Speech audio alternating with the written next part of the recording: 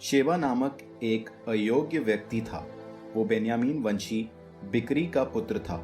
वो सिंगा बजाकर कहने लगा, दाऊद से हमारा कोई संबंध नहीं, यिशै के पुत्र के साथ हमारा कुछ लेना देना नहीं। इज़राइलियों, तुम अपने घर लौट जाओ। इस पर सभी इज़राइली दाऊद से अलग होकर बिक्री के पुत्र शेबा के अनुगामी हो गए। लेकिन यूदा वाले अपने राजा के साथ ही रहे और उसे यरदन से यरूशलेम ले गए। जब दाऊद ने यरूशलेम में अपने महल में प्रवेश किया तो उसने उन 10 उपपत्नियों को एक सुरक्षित घर में रख दिया, जिन्हें वो महल की देखरेख करने छोड़ गया था। उसने उनके खाने पहनने का प्रबंध कर दिया, परंतु वो उनके पास नहीं गया। वे अपनी मृत्यु तक विधवा का जीवन बिताते हुए अपने घर में कैद रहीं। इसके बाद राजा ने अमासा को आज्ञा दी कि तुम 3 दिन के अंदर यूदा वालों को यहाँ बुलाओ और तुम भी उपस्थित हो। अमासा यूदा वालों को बुलाने गया, किंतु जब वो निश्चित समय से अधिक देर तक वहां रहा, तब दाऊद ने अबीशै से कहा, अब बिक्री का पुत्र शेबा हमें अबशालोम से भी अधिक हानि पहुंचाएगा। तुम अपने स्वामी के आदमियों को लेकर उसका पीछा करो, नहीं तो वो किलाबंद नगरों में छिप जाएगा और हमारी पकड़ से निकल भागेगा। इस पर अबीशै के साथ योआब, करेती, पलेती और सब वीर योद्धा बिक्री के पुत्र शेबा का पीछा करने यरूशलेम से चल दिए। वे गिबोन के बड़े पत्थर के पास पहुंचे ही थे कि अमासा उधर से उनके पास आया।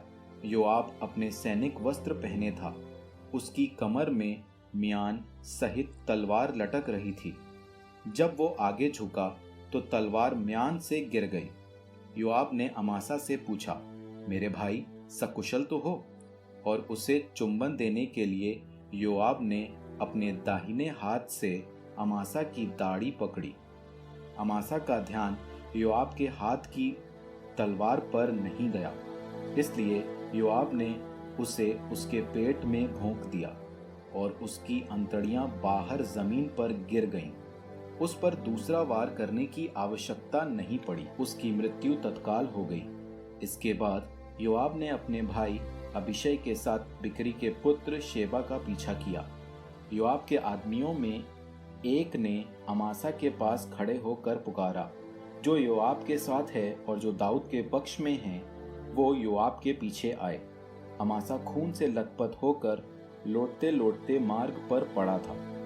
जब उस आदमी ने देखा कि सब लोग अमासा को देखकर रुक जाते हैं, तो उसने अमासा को मार्ग से हटाकर खेत में घसीटा और उसको एक वस्त्र से ढक दिया।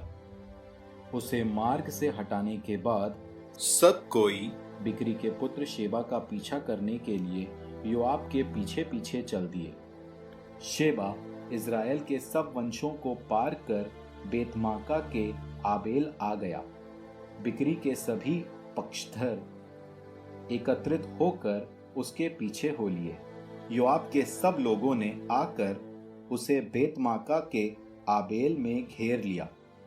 उन्होंने नगर के विरुद्ध मोर्चाबंदी की, जो किले की दीवार तक थी, और दीवार को गिराने का प्रयत्न किया। तब एक बुद्धिमती स्त्री ने नगर से पुकारा, सुनो सुनो, योआब को इधर आने के लिए कहो, मैं उससे बातचीत करना चाहती हूँ। वो उस स्त्री के पास गया तो वो पूछने लगी, क्या तुम ही योआब हो? उसने उत्तर दिया, हाँ मैं ही हूँ। तब वो बोली, अपनी इस दासी की बात पर ध्यान दो।